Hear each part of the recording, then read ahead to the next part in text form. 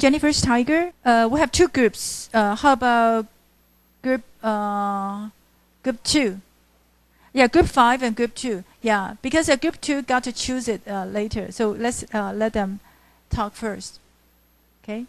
The relation between Aunt Jennifer, her finger, and the ring is a process of struggle compared to the tigers she saw on the screen. And it was a patriarchy society, and women at that time are mostly less powerful, and Aunt Jennifer is not powerful, right? Less powerful. Less powerful, yes. And Aunt Jennifer is no exception. Okay. And the wedding ring, the point said is heavy on her hand, and it is a way to show the constraint which makes her weak, and she's hard to pull the ivory needle, but she still tries hard to sew the tigers and to embroider, to sew the tiger. Walk in a leisurely, certainly pace, and it is what she wants inside of her heart. Okay. Anything else from this group? We think that tiger is a spiritual wildness. She wants to escape. Wilderness. Yeah, wilderness. And she wants to escape from her marriage. And Jennifer tries to express her desire of freedom through embroidered tigers. However, she couldn't make it. The ring represents a constraint. Even when she passed away, she is still a captive of her marriage. Okay. So you talk about the ring as a metaphor, or as a symbol. Yeah, as a symbol. Yes. Yeah. Okay. And for question number 4, how much can the embroidered tigers represent Aunt Jennifer? We think that it represents as a part of her soul, because she was eager to get freedom, but she was stuck to her marriage. And our group think that this point is similar as a story of an hour. And for the question, do you have a relatives like her? I don't have a relatives like her, but I have an example here. It's about one of my friend's mother. And because she had marriage with her husband by her parents' choice, so she can choose the one whom she loved. So, and then she's very suffering because they always have big fights with each other, and she's always wanted to get rid of this kind of painful life, but she just can't divorce because the values in old times stuck her. How old is she? About 55 years old. Okay. So she stuck by the values in old times, and she cares about children a lot, so she just can't get rid of this kind of life. Okay. Yeah. Could you pass the mic? The group is done, right? Okay. Thank you. Could you pass the mic to group 5? Yeah. I think I wanted to ask how old she is, because in a way, I think gender inequality, the issue of marital abuse, still happens nowadays. So she's middle-aged. So I think it is still something that can happen today. Yeah. Okay. Go ahead. Group 5. Okay. We have a lot of similar points of view as the other group. We think that all these elements, like her fingers, wedding rings, and tigers, are all depicting what her life was like. And the finger is like creating the person she wants to become, which is the tiger. We think that she wants to become a man because at that time man has more freedom, and she's longed for freedom. And where do you see that she wants to be a man? Well, in the pace and sleek chivalric certainty. Mm-hmm. Yes. So it's a masculine image. Yes. Uh-huh. And but the wedding ring is a constraint Mm-hmm. to her to stop her from really becoming what she wants. Mm-hmm. And also we see the panel she made as an artwork Mm-hmm. of Jennifer. And when she died, her artwork keep passing on. We think that is her spirit, Mm-hmm. and Mm-hmm. it keeps goes on. Mm-hmm. Okay. Yeah, very good. I think both groups did some good interpretation. The basic ambiguity here is, how the tigers, the image of the tigers is related to Aunt Jennifer. It could mean that she envies masculinity, but it could also mean her undying spirit, which goes on, which is embodied in her artwork. So I think there are two possible implications. If we say that she still goes for masculinity as the ideal image of herself, then there are still two possible interpretations. One is to say that she is confined in her value standards. This is like when I was a child, I was also tomboyish. Because at that point, being a boy is something more valuable, something more, something cooler. Like if you are soft and gentle girls, then you are just somebody to be protected.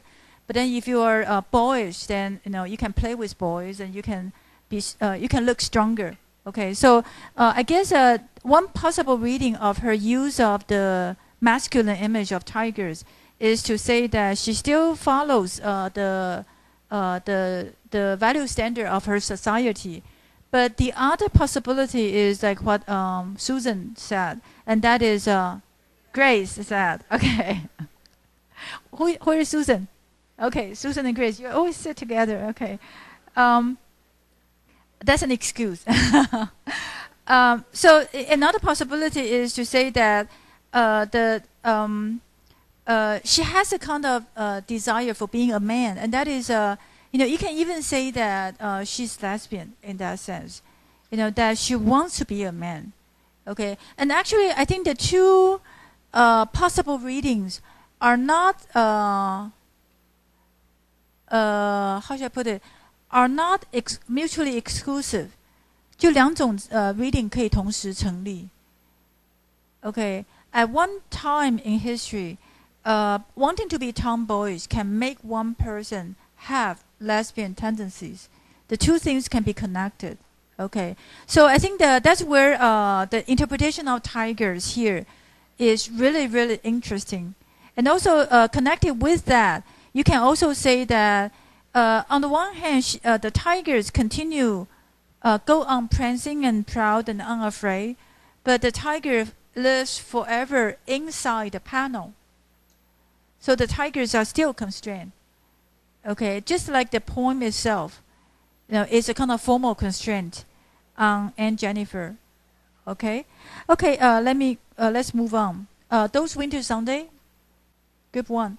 When the speaker was still a child, he kind of see his father's love as nothing, and his father wake up early and put up the fire for them to keep away the cold, and he even polish his shoes. But the speaker, when he was a child at that point, he kind of treat his father indifferently.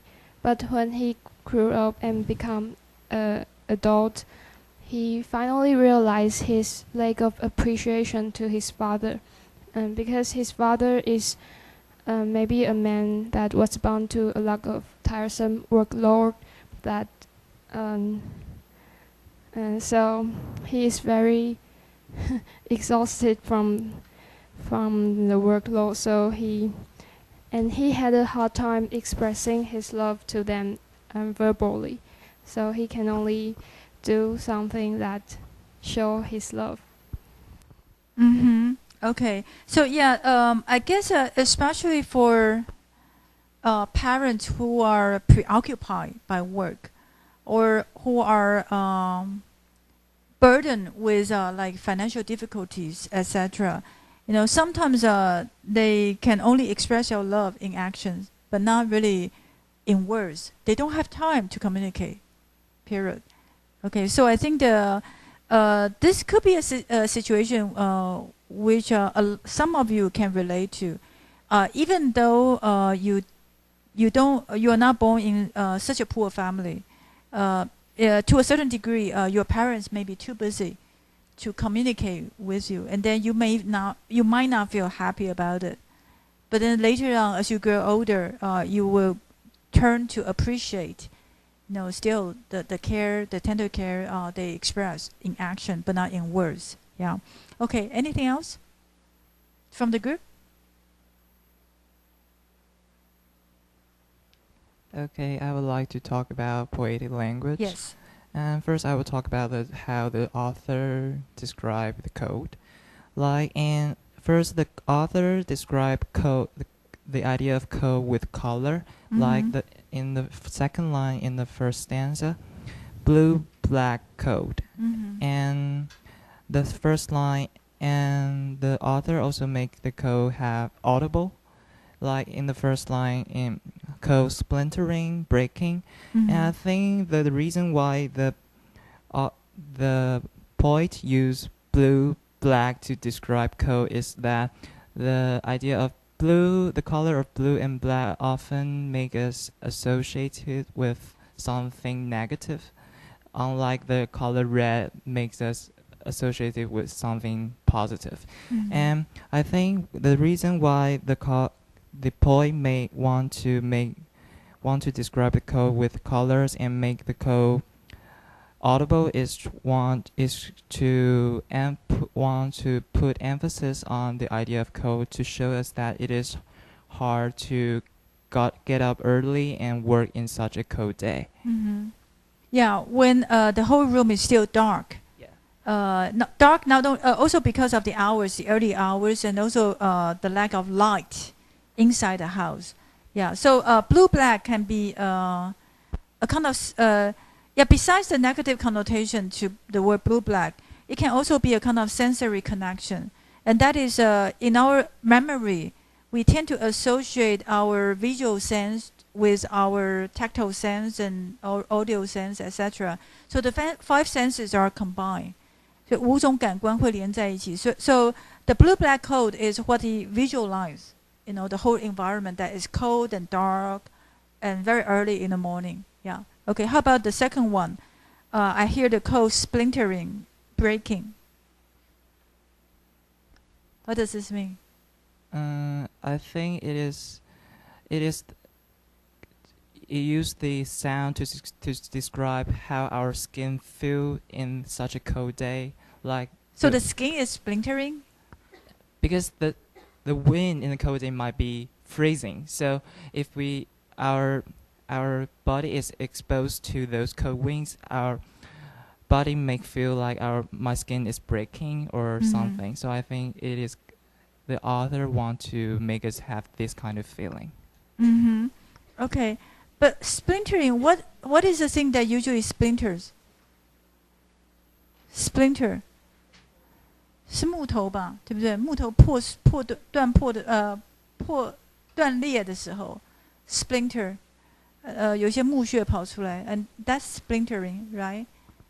And breaking. So, what would you associate this splintering code to?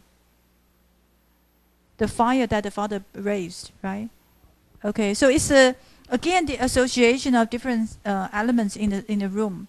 That he feels cold although the father has raised the fire, but it is still cold.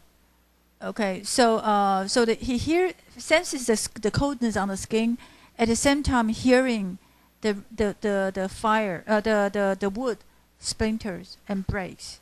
And I don't have experience of raising a fire, but I think that also you hear the splintery sounds when the fire is not large yet. when it's a full blaze and you don't hear the sound that much. It's when you raise a fire that you get to hear the noises, more noises than in a large fire. Yeah, okay. Anything else?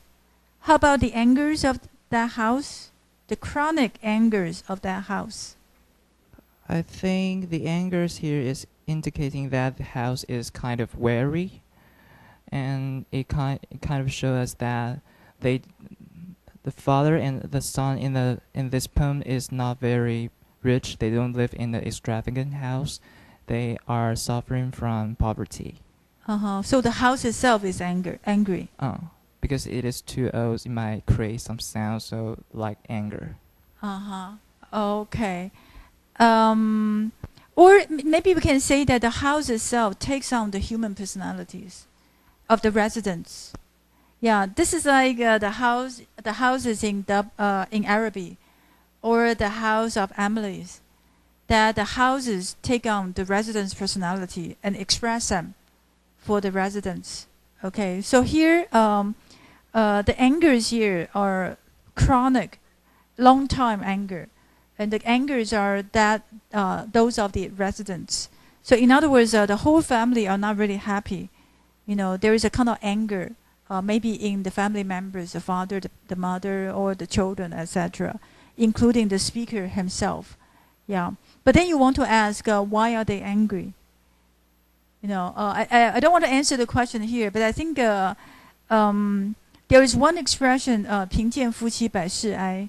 I think there is some truth to it. When you have to struggle for the basic survival, sometimes you cannot be too loving, or you cannot be too happy. Sometimes the economic situation does determine our mood or our personality to a certain degree.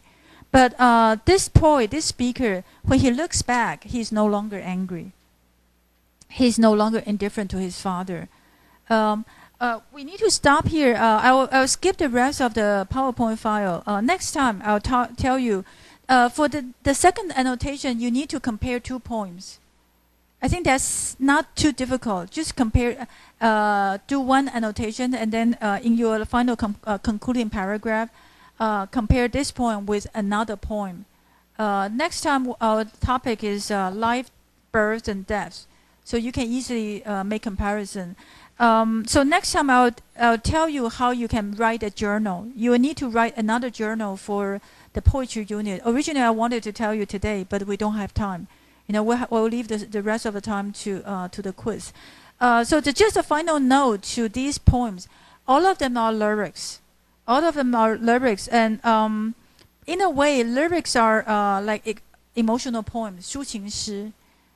Okay, but usually we don't equate the speaker with the poet unless we have direct evidence to do so. 好像比如说那个 Emily Dickinson 那边说 I'm nobody blah blah blah. You have to say that the speaker is nobody, but not Emily Dickinson. 就是那个 speaker 是一个面具，是一个 persona， 不一定是诗人本人。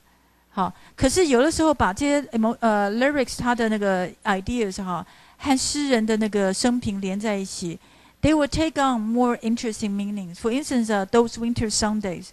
If you get to know more about Robert Hayden's childhood, you have another story coming up from behind this poem, because according to the biography of his, he was born in a very poor family, and then so poor that his parents had to send him for an adoptive parents family who just lived next door.